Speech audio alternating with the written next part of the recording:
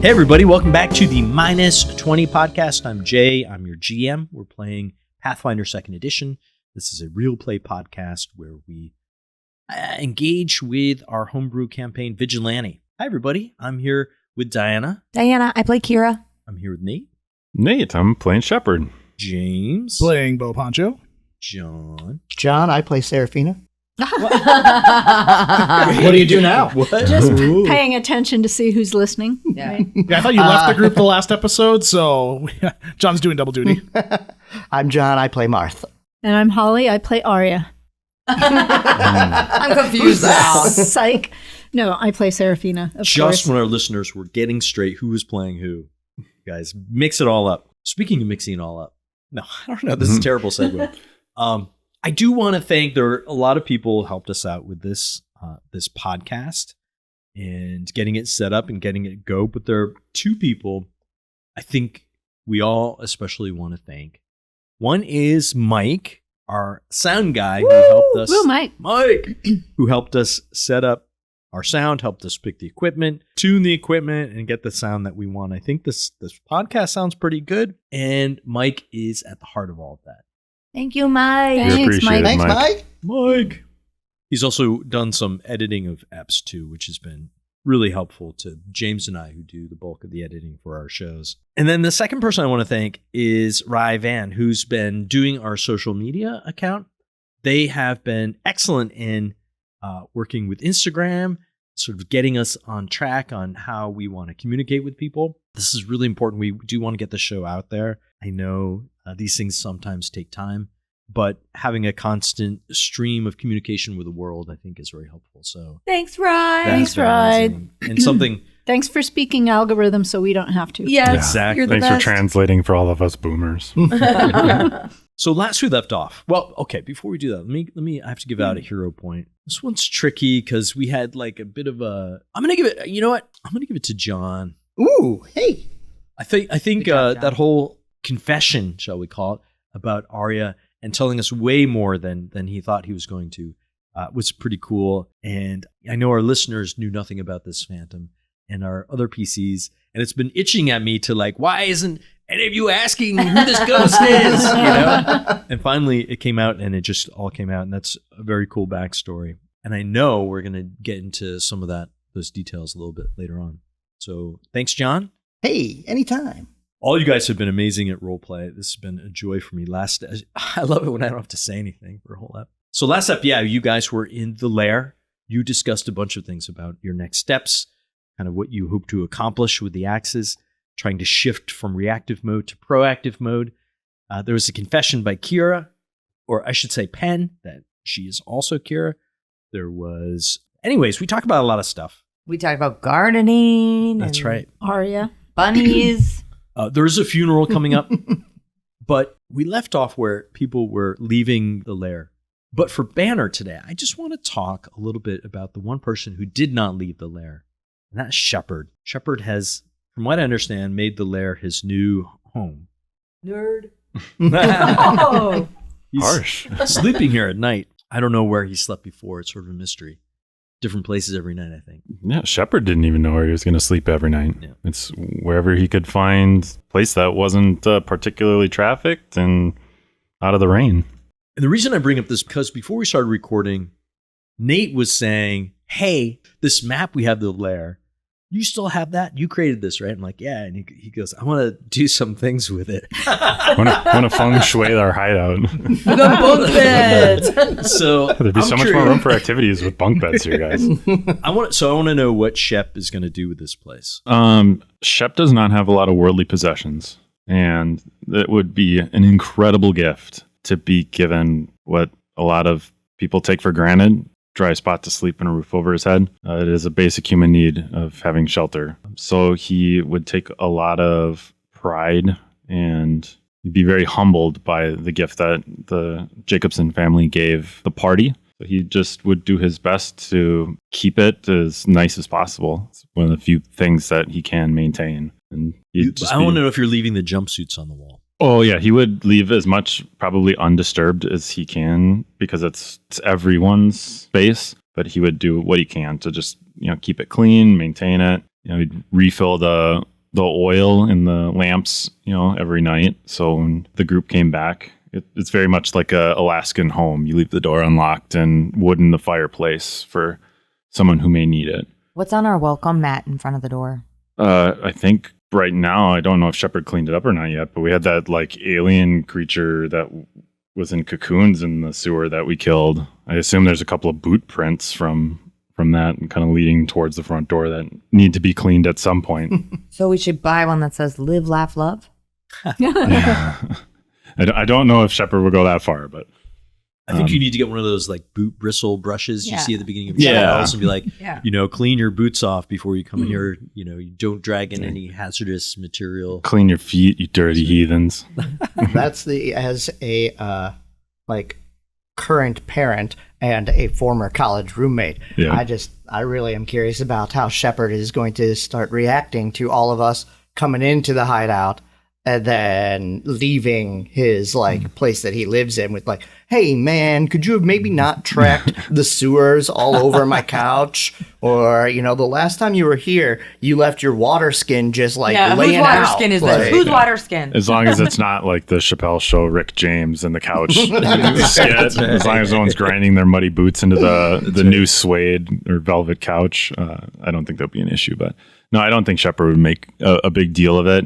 I think he kind of just takes pride in keeping things nice. So. But you were talking about changing the map. What were you going to change? Oh, he would do super subtle things. He would never call it out, but straightening the rugs. There's piles of rugs, right? Is this Shepard or is this Nate? I was just going to ask the same question. Yeah, right. And just constantly picking up around our house. Whoa, whoa, whoa, whoa, whoa. Well, False news. We have a teenager, so Right. we have a tornado Blame the that lives in our teenager. house. Dinah, do you blame the teenager? You're I'll just leave this dish here. Yeah. No worries. Yeah. We don't talk about dishes. It's a point of contention in our relationship. The banter's supposed to be about Shepard. Being awfully Sorry. personal. Whoops. No, just Shepard likes nice things. He doesn't have many nice things. He's found a lot of camaraderie in the people who care about him. Sure. And this is one way that he can kind of give back in a not necessarily overt way, just keeping it nice. Keep the place Is clean. Shep a cat person or a dog person? Dog and person. will we find out because we have a new pet? That's true. Dog person, 100%. Is he going to bring a dog into the hideout? I Pickle don't. chips. Yeah, Chips. I don't think so. At some point, we have this free archetype. We do have to take a minimum number of feats before but you can switch them. You could have a companion and get a dog later. Oh. Just what we need, more tokens. Yeah. I'll be watching with bated breath how this map changes. It'll first start with straightening rugs, and then we'll see some new posters on the wall, and maybe Pink couch. that's Boondock right. Saints poster. Boondock Saints poster. By episode 100, this will be the new Bat Cave. That's right. Like citywide surveillance somehow magically imposed on the wall. Yet also with a nice, homey touch, some lilacs to kind of counteract the sewer smells. Yeah. All right, so let's jump back into it.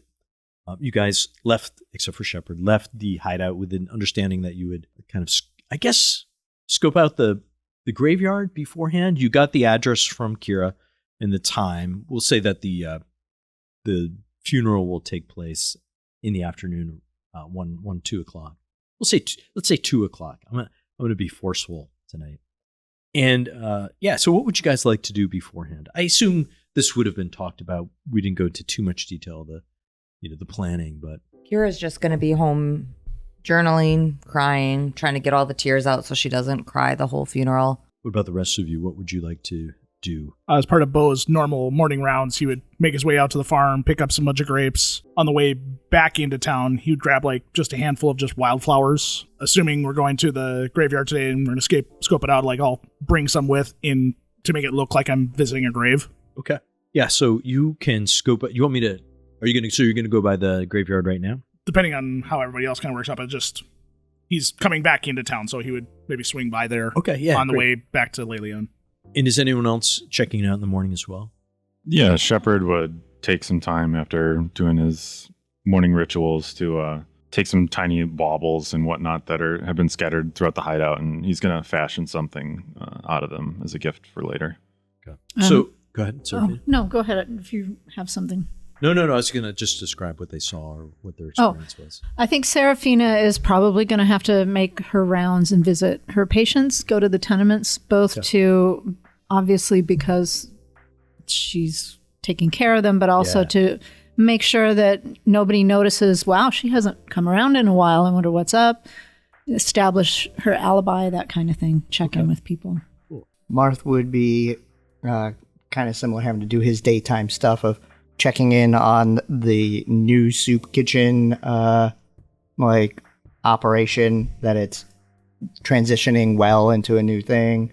You might be stopping by some of the local businesses to see how all the Axis drama is affecting them. Nothing in depth, just check in stuff, make a face time happen. Okay, you know what? That's an interesting thing. Let's talk a little bit about those two non-graveyard things first. John, why don't you give me a gather information roll? That's a diplomacy check, and you can do this out in the open. Say it's a level appropriate DC, so I think that's a 16, DC 16 for success. Okay. This was a diplomacy? Yep, that's right. First roll in a couple sessions. We got to use these hero points, right? Yeah. Let's roll, do some rolling. Hey, I rolled a 17 for 25. Nice. I guess the two things that all right. 3 things that I would probably ask everybody would be the, how is business with the turmoil with the Axes? Have you heard anything about these vigilantes? And has there been any investigators coming around asking questions? Okay, great. So the first question, has business been disturbed? No, not yet, but people are very nervous that the Axis have stopped collecting and seem to be punishing the whole 7th Ward for the action of the Vigilantes. What they know of the Vigilantes, no one knows anything about them. They do realize that it's not a rival gang. I think that was one of the rumors that was going around right at the beginning. It's clear now it's a group of people, of citizens, probably 7th Warders themselves, who've come out and opposed the Axes. And people were very thrilled that they stopped the Van Brocklins. Rumor got around that they also drove Fingers McNabb out. But everyone's waiting for the next shoe to drop, right? The third question about investigators. Most people haven't, but now and then, especially close to Triangle Square and around where Jacobson's Cakes was, there are stories of a federal investigator from the Kingdom of Daranal going around asking questions about that night that the Axes were killed. And he appears to be trying to find out who the Vigilantes are. Okay, so let's go to Serafina. I just want to paint a picture a little briefly of kind of what it's like to go into a tenement and do this stuff. We haven't really touched on this. Most of the scenes we've done have been, in shops and in the bourgeois section where Kira lives, right? And on the Triangle Square itself. The tenements are these really densely packed multi-story buildings, mainly made out of brick, some granite, real cheap building materials in the area. And Serafina would, go into this place, walk upstairs, and, go into a room. Let's say, I don't know, who's one of your patients? Geetha Earthblade was one of them. Oh, Geetha, and is this a dwarf? Yeah. So you go into one of these, you knock on the door, and you go into one of these tenement rooms. The room is long, low, and narrow. It's probably 40 or 50 feet long. There are windows only on one side of it, so it's pretty dark. Now, half the room, as you enter, is filled with looks like bunk beds. And you can see that sleeping in the beds are a bunch of workers, dwarves, half-orcs, even some elves. And from having come here before, what they do is these are workers at the foundry and the other factories. They sleep in shifts, so they share bed with someone else, and there's probably 6 or 8 of these guys in here sleeping right now. When the next shift is over, they get up and go to work, and then the people who are at work come home and take the beds. And then there's a rough cloth partition in the middle of the room. As you go through, this is where the Earthblades live. So you see it's Geetha, you said? Mm-hmm. Geetha's there, and she's doing her morning chores, maybe washing up. Her mother's there. Her sister lives here. There's about another 8 or 10 people who live here, and they share a couple of beds. and there's a number of kids. So this world is also like like modern feminist society. So there are some dudes in here doing the work as well, and some of the women are off to work. But basically, the spouses, usually they split the work. There are spouses who stay home and take care of the kids and the cleaning and the cooking, and then other spouses go and work. But it's like 3 generations of families stuck in. So you manage to get Geetha alone and on a bed in the corner, but still there are kids running around, and you do a quick examination and talk to her. And that's kind of your day. You go from room like this. Sometimes you have multiple rooms in the same tenement building. It's just dark and exhausting. And when you leave a place, it's like the smell of fried food is on you, and like lamp oil, and the smell of bodies, right? Sweat, just people living in close proximity to each other. Cool. I think it's interesting to talk about that, because we have, we've elevated the 7th Ward in a way, when in reality, most people live like those in the tenements. And it's a churn, right? Like factory workers go in and out, and maybe they get on their feet, or they die of wasting disease, or they get in an accident like Biney, or they, maybe they even go off to the mines themselves to try to make it quick buck. But most of them go into the tenements, work for a while, and then either leave or die or move up somehow. Cool. An accident like Biney's. Did he fall on a sword? Yeah. Yeah, like 5 times he fell on it. So we met at the beginning when Biney had his wooden leg, right? So he lost his leg in a factory accident, right? An accident. Yeah. I'm glad we were all on the same page with that. Oh yeah, that wasn't the stranger. I don't know what you guys are thinking. And why are all the patients in this world dwarves? Yeah. Well, I think we established at the beginning that dwarves are probably the biggest representation in this city because of the nature of the work they're doing. The smithing and the mining, yeah. The getting stabbed. That stereotype holds true. It is a stereotype. And half-orcs are also there. Orcs, goblins, lots of the kind of peoples that do this mining work. Let's switch our camera focus to the graveyard. So the graveyard is on the edge of the 7th Ward on the north side where Kira's family live. And you guys make your way out. Probably Bo on his way in from the farm. Right at the edge where these neighborhoods stop, there's, I think I mentioned it runs right into farmland. Well, here at one spot is a tall black iron fence, wrought iron fence with a large gate. And inside are like this bright green, very well curated lawn, right? This is something that you guys don't see ever, like an English lawn, like in Kentucky bluegrass. There are rows of trees, maple, elm, these trees that weren't cut down for farming or whatever, and this graveyard was built around it. It's pretty big, but you can see as you walk around the edges of this graveyard, Bo from outside and Shepard approaching from the other direction, that there are a number of fresh graves and these awnings set up next to them. You can see them from outside if you want, but this is clearly where the Axe's funeral is going to be, and the graves are already prepared for it. I would say, Shepard, though, as you get towards the front of the graveyard, maybe you've been by here before, so you might be familiar with this. You do see the gate entering the graveyard is flanked by 2 guards, and they're wearing bright red jackets, have sort of white stiff collars. These are super, almost ceremonial uniforms, and each is clutching a glaive.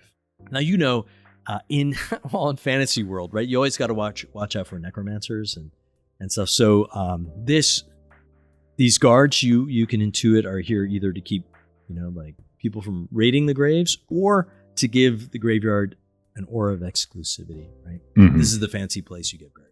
So that the killed, I was going to say murdered Axes, but that casts a bad light on you guys. The Axes who were killed by Vigilantes that night are being buried with great ceremony and expense.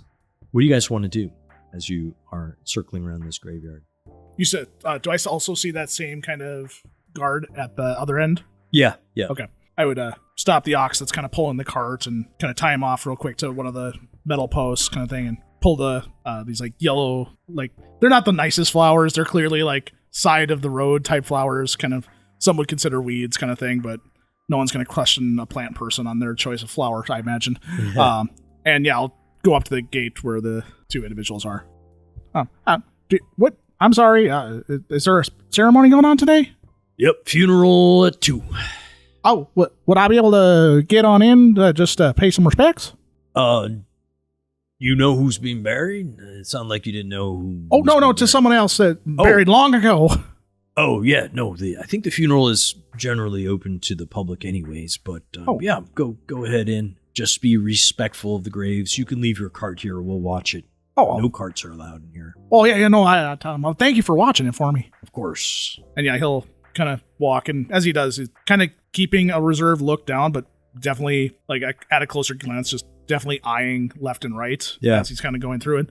Like, I'll try to make it as much looking like I'm not trying to stand where a gravestone or like where the body would be underneath kind of thing, like making very conscious efforts, but like I am not doing that. I am definitely eyeing spots I can hide, spots where I think people are going to be, all that kind of stuff. Or if they're setting up chairs. Yeah.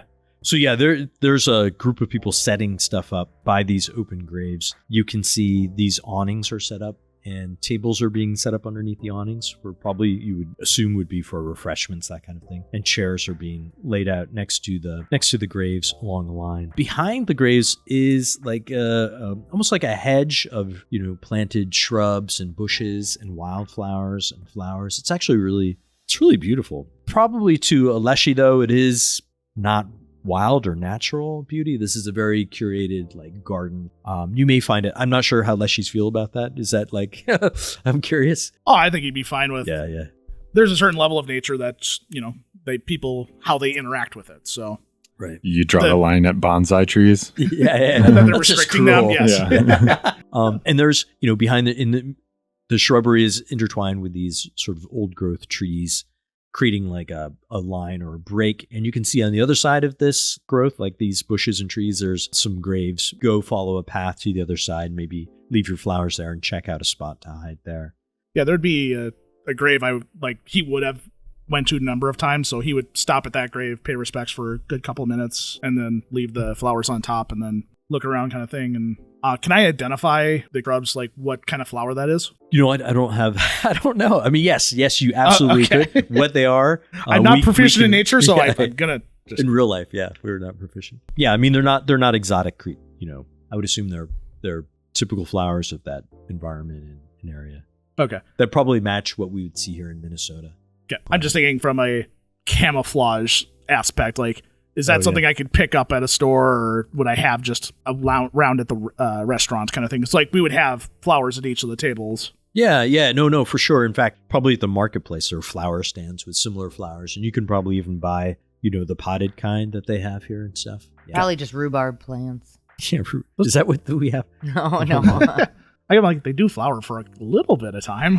What are those big white ones that smell nice? What are those called? I'm like the worst plant person. Lilac bushes. Yeah, lilac bushes and sorry, everyone who loves plants out there, including my family. And then I'd make my way back out once I kind of feel I have a good lay of the land. I don't know, Shepard, if you approach the gate, but if you do, those glaives would cross pretty quick. Yeah. And they would look at you and say, "Move along, pal." I don't think anyone Shepard would know or knew would be buried here. A lot of probably. Even if you did, they graves. wouldn't let you in. Yeah. This is a exclusive cemetery, right? They don't want any of the riffraff here to bring it down. Yep. So he would just kind of stay back and silently observe, like, try to see who's coming and going, and just keep notes on that. Yeah, you could easily find a place to set up across the street or someplace, and the guards would stop noticing you pretty quickly, as long as you didn't like panhandle or anything like that. No, Shepard doesn't panhandle at all. What is Bo doing with this question about the flowers? That's intriguing. Are you gonna go get some flowers or something? Yeah, so I'll kind of make my way back to Lelian, and on the way, like, try to find a handful of those like flowers at either a flower cart, or like he imagines, okay, there's a lot of foliage, hiding in that should be good, but like a bunch of purple grapes may stick out like a sore thumb kind of thing, so he may have to just kind of cover that, or if the worst happens, he may have to bring his weapon with, and maybe cover that up as well. Okay, yeah, I would say you can find some of those plants. We'll say 2 copper to buy that stuff. You buy enough, to set up around you for sure. Yeah, so your rounds are over. Like, it's probably lunchtime-ish, right? Seraphine comes back to the shop. Marth is back in his office. What do you want to do next? Start gussing up. Serafina, are you going to go to the funeral as well? Or are you going to hang out outside I would and spy probably with check in with my mother and see, because she probably knew Liam and his family a little better than I did. But I would, say, do you want me to stay here and mind the shop? I was planning to go to the funeral, but if you need me to watch the shop, I can do that. Oh, well, we can close up the shop. I'll go too. That's a good idea. Liam was such a nice boy. He was so sweet and attentive. Diana's going to need a minute. He really liked reading, didn't he? And cross-stitch. Just poetry? He loved poetry. Had an ear for music too, I think. Oh, yes. Such a good boy. And then, okay, so you guys would get ready. I'm curious what Kira's doing. Do you want to come with us? Do you want us to come with you, dear? I'd like to. Mom, I kind of just want to go by myself. Okay. Well, please give our condolences to Liam's mother, Ms. Neeson. Who made me do that? That's terrible. You're welcome. John did it. John. By the way, we don't have Patreon yet, but when we do, these are the kind of things you can make me say during podcast eps. Liam Neeson. Anyways, go ahead. Sorry. We ruined the scene. We Yeah, ruined I it. lost the moment. It's okay. Yes. So give my regards to the Neesons, would you? Just as bad the second time. It could have been the Hemsworths. Yeah. That's true. All names are purely coincidental. These are fictional characters, not meant to. characters. To our best knowledge, Liam Neeson is still alive. Yes. It's spelled at least 30% difference. Yes. N-I-E-S-E-n. Yes, There's a lot of right, exactly. silent letters in the That name. is so right. It is spelled N-I-E-S-E-N. I thought you did it on purpose, so it wasn't exactly the same. Liam Neeson. Neeson. Oh, did I Neeson. actually? Yeah. N-I-S-S-A-N. I'm so good. Anyways, yes, I totally meant that. Okay. So, yes, you are allowed to go. You are going by yourself You're allowed to to go. this funeral. Yeah. All right. So Shall I we head out the front door, start Yeah. walking over? I'm going to click on the map here. I'll put you all on the map so you can see, you can witness this. But we'll put Why do I feel like something's going to go down here, guys? I mean, there's a map of the graveyard. Yeah. Mark, you can put yourself where you want to be. Jay was saying in Discord that he was creating a graveyard. For no reason. And Bo's going to was go in the hoping this shrubbery is it. there. Does that look right? I'll put Shepard way in the corner because he's not here really. Before Kira walks into the graveyard through the front gate, if he's watching for people coming and going, he'd like to meet her before she gets into the gate. Who, Kira? Yeah. Okay. We're not supposed to be talking in public. What do you need? He would hand you a small little makeshift trinket that he made last night. What is this? We all experience grief and loss in different ways. Well, no one here knows how you truly feel, unique to every person in their own experience. I wanted to let you know that you're not alone. He hands you a makeshift investigator's badge that he cobbled. Yes, I'm real. I got promoted. Some trinkets. Wow. Thanks, Shep. It just has investigator scratched into it. Thanks, Shep. I'm not gonna wear it today. I hope that's okay. Of course not. Mom, why is that Bush wearing a straw hat? Just kidding. I assume you would have whipped it off before you hide in the bushes just fine. Maybe someone notices a grapevine, but hey, that's a pretty cool touch. The grapes of life, the staff of life, wine, the blood, all that stuff. Great symbolism. So no one notices that there's a pair of eyes lurking among the grapes. Kira, stand behind Liam's parents, Justine and Vulpes Neeson. Serafina, you and your mom stand in the back.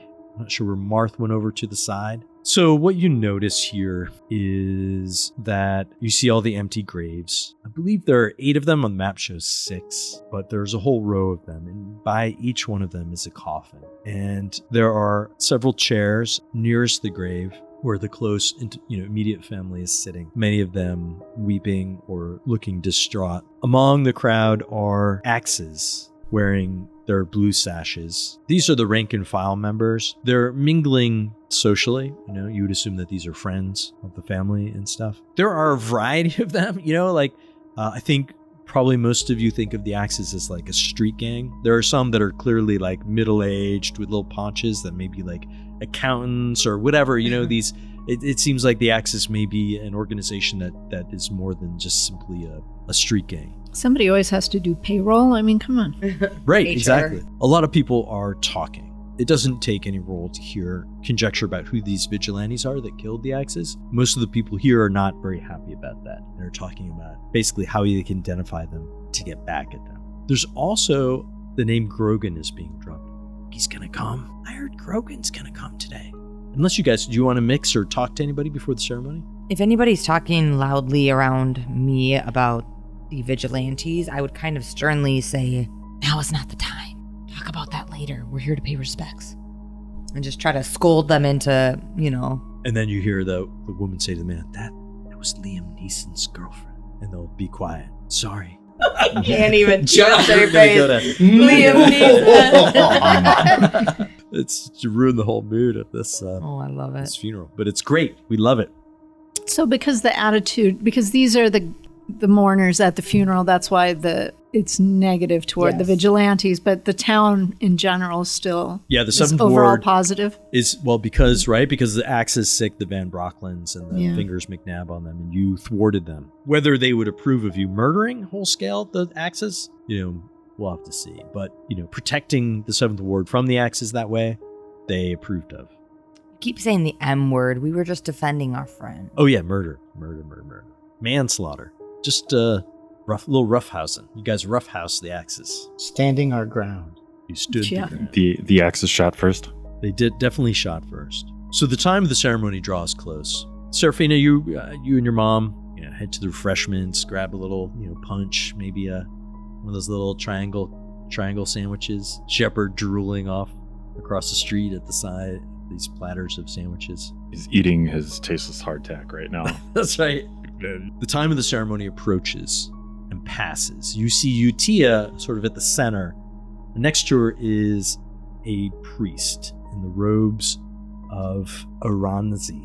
This is it's kind of a complicated god, very much tied into Galarian lore. In our world, Aranzi is the goddess of survival at any cost and unforgiving revenge. This particular priest is wearing a gray cassock edged in crimson, and the big sort of symbol of the god is a winged rapier on the cassock. He is standing next to Utia up at the front, and they're sort of whispering and looking around. 2:00 comes and passes. 2:10, 2:20. The people are getting restless and talking and wondering why things aren't getting started. At about 2:30, you notice they sort of come in quietly, but another group of axes come in. I'll reveal them on the map. These are sort of bigger, burlier men than your standard rank and file axes. They're older. They look hardened. A lot of them have scars. They are carrying weapons. Are any of them bastard swords? No bastard swords. They have crossbows, little daggers, and saps, similar to the other axes. These guys are... I think you mean child out of wedlock sword. That's right. Natural born sword. Sword snow. They come up and create a kind of perimeter around the edge of this funeral. And then, sort of surrounded by a phalanx of these axes, is an enormous man. I'm going to reveal him on the map now. Oh, what? Is that our friend Grogan? He's incredibly hairy. He's got this long beard, and he's at least 10 feet tall. Oh. And he looks, at first glance, like he kind of looks like a human, but it's clear he couldn't possibly be. I would take a society check to see if anyone can actually suss out what this guy actually is. All open? Yep, open is fine. Even if I'm untrained? Even if you're untrained, yes, we established. Yes, you Oh, could. Ooh, nat natural 20. Very nice. Oh, no. Oh, that was almost another one. Kira, you turn and immediately realize that Brogan is an ogre. Shep got a 3. Shep It's a has no huge idea. friggin' guy. You're like, man, that guy's big, dude. That's one huge dude. Marth got 17. 17 is not enough. The Do only I know one- his middle name at this point? Yeah. I think you would even know that he is an ogre glutton. I don't know how she would know. I mean, you also knew what Akata were from comic books, so maybe your brother has a comic. I'm worldly from all my customer interactions. Sorry. Yeah, so you would know that this is an ogre glutton. In fact, you can even ask me a question about, one of his powers or abilities or something. Yeah. What's one of his powers or abilities or something? You know that ogre gluttons like to eat their enemies whole as they fight them. That they can kind of distend their jaws and swallow their enemies. I was literally just thinking, are we talking snake style? Yeah. Wow. That's special. Yep. And by his side, or trotting at his heels, is a little tiny wooden puppet. That is the creepiest thing I've ever heard. It's maybe a foot tall, maybe a foot and a half. It's Chucky. Here, I'll show it on the. Looks like that. That is so creepy. It looks around with those little wooden eyes. You know, it clacks its wooden I mouth. cast fireball. Suddenly I know how to do it. This is the appropriate use of fireball. And then behind them, clanking bits of metal that sort of trot behind those two that look something like this. They almost look like dogs made out of metal. Wow, is the wooden boy like jealous of the sleek design of the dogs? As this enormous man, who's clearly Grogan, everyone, when he walks through the gates, everyone swirls and looks. And he walks up to the front of the crowd and starts going over to each of the families and mutters something, but his voice is so loud and deep you hear, across the lawn what he's saying. Here. And he'll drop like a pouch of coins into the first. This is a little something to make up for your loss. Don't worry, we'll have revenge. And he goes up to each family member and says something like that. Sorry to hear about Shay. Here's a little something for your loss. We'll have revenge. Now, the people don't look comforted at all by this. Everyone is like just blood drained from their face. The puppet's staring at him. They look terrified. The puppet sort of trotting at this guy's heels. He has to run to keep up. And you can hear the little clatter of wood as he trots along. Are there strings above the puppet, or is it self-propelled? Give me, I'll take another society check to see if you guys know what this is. 7 on the die for an 18. Oh, that was I'm getting 17 here. Oh. Boundary. I think 17 is actually the DC. Let me check here. Man, you're just breaking out all that. No, it's 18. DC 18. Oh, I have plus 10. I'm sorry. I thought I had plus 11. It is 17. Marth, you recognize this. Maybe one came through the orphanage at one time. This is a poppet. This is an animated doll. Now they're animated by different means. You don't know how this one came to life, but you do know that they're a kind of construct, which is, as are these mechanical creatures behind them.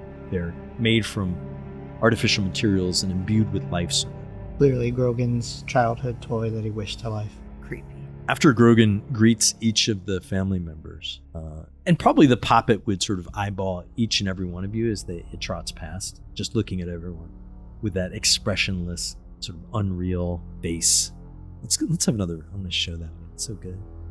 Just looks up at you and clacks its jaws. And then he would sort of stand behind the awnings. He's got a good. He can see over your heads. And then Utia Wait, would. the poppet or Grogan can see over our heads? Grogan can see over your Okay. heads. The poppet can see between your legs. So they're not obstructed at all by what's going on. And then Utia would stand up and ask for everyone's attention. Everyone is quiet and they stare up at her. And she says, "My name is Utia. Most of you know me. I ran the cruise they were in." And she gestures back to the empty graves.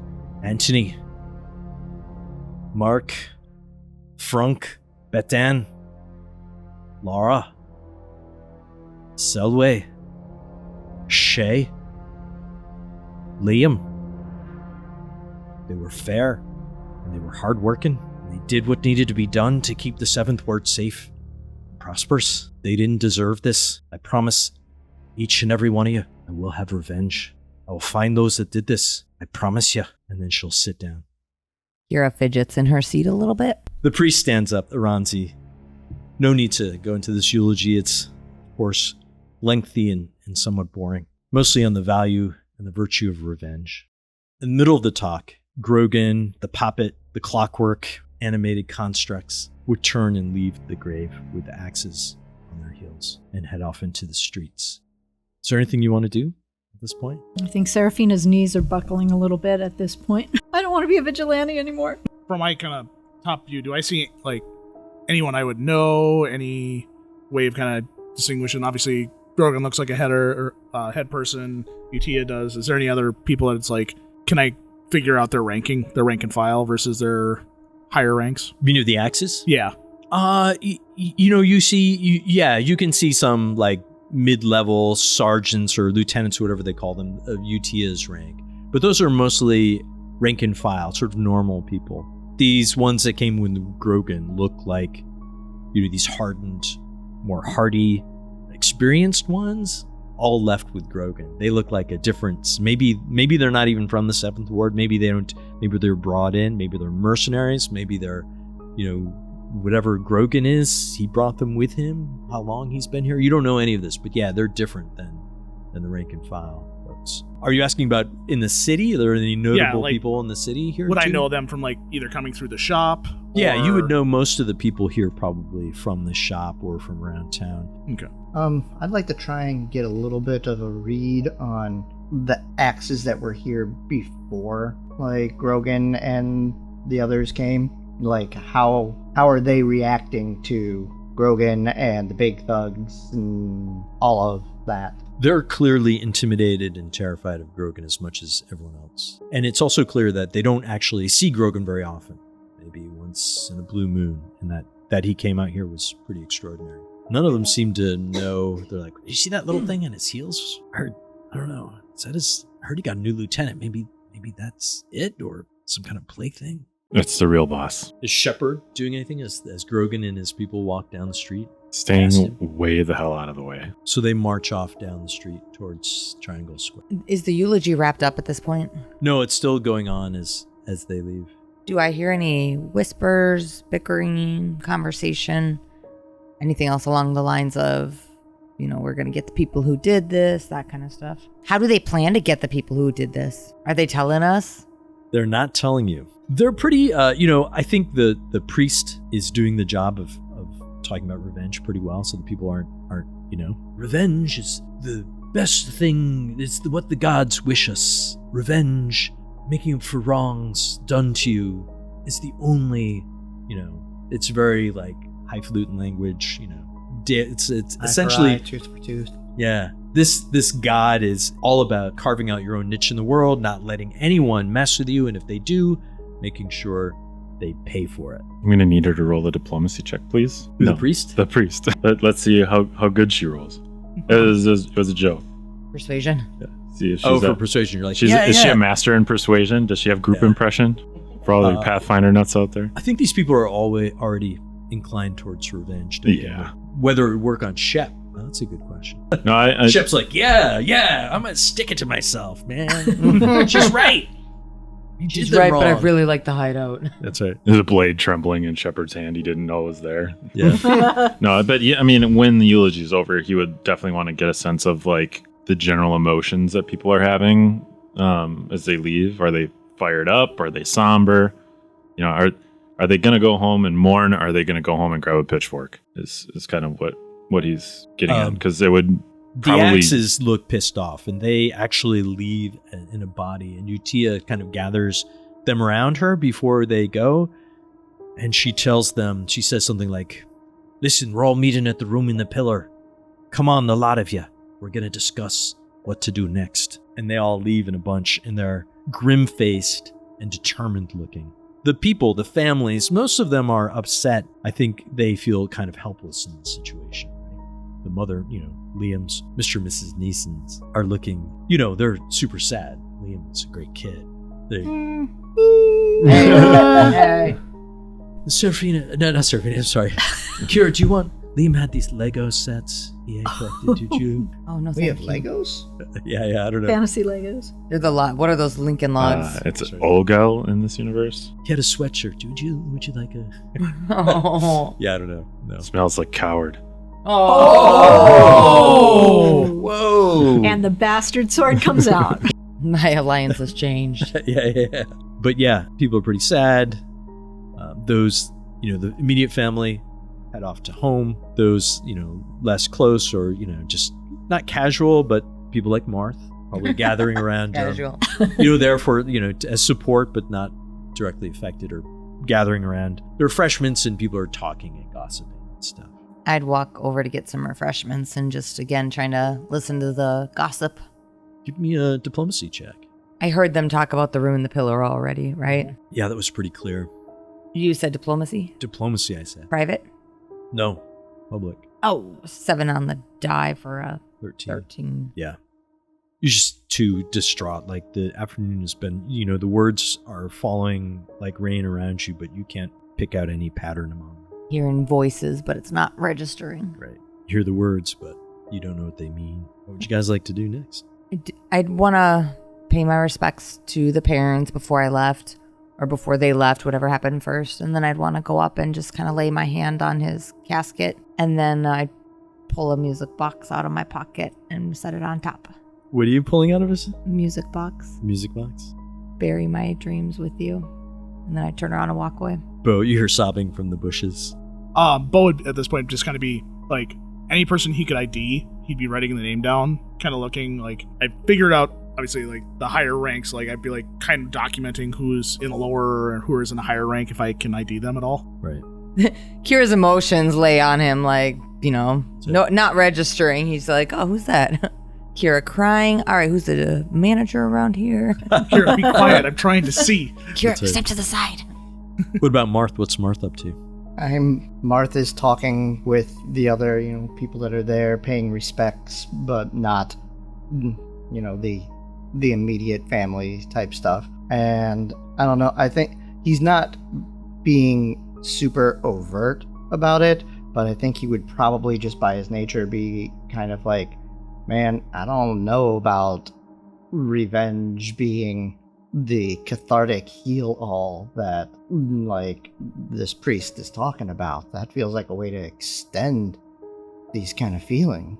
Are you saying this out loud to other people? Versions of it, yes. Again, I'm not trying to... This is not everything. me making a speech. This is just throwing it in conversation style. It may not fix everything, Marth, but it's a good start. Yeah, but then where's the end? Who knows where the end is, but this is just the next step. Gotta take care of these murderers, these terrorists, and then we can talk. Bring some order back here. Can't let this continue. These people are vicious. Look at the graves. And you talking about no revenge. Will you just let them run around for free? On their own? Not face any justice? I didn't say that. I think that there's a difference between justice and revenge. Huh.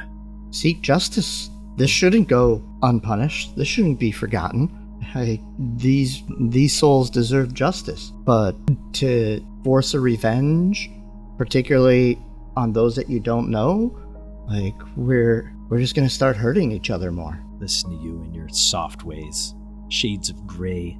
Forget about it. That's I'll just fair. be glad I'm to not see gonna tell another you how set to of feel. graves pretty soon. These graves will be matched by a mirror set, and then we can talk about making peace and settling down, figuring out what we need. I know what I need. I need a fresh grave on this side of the wall. They answered their own question. The only place revenge ends is 6 feet below ground, right next to where you're standing. And in their ship, are you? That's right. No, Shep's... He Shep's says that shocking from himself across the out. street. Yeah. If, Out by the door. Hey. if there's heated conversations, it's an internal monologue. He's seen this before. This is the, like, Morgan Freeman overdub. Yeah, violence begets violence, and this cycle of vengeance only ends in more bodies. Marth, did you tell him the eye for the eye thing? Right. Yeah, people start leaving the cemetery, and I would assume Marth, Seraphina, Shepard, and Bo find themselves, unless Bo wants to do something else besides taking notes. No, he would probably just catch a nap while in there just because he doesn't want to be like coming down from a tree out of nowhere kind of thing. Yeah. All right. I guess we'll leave things there and pick it up next time on the Minus 20 podcast. Ooh. Find Next out. time.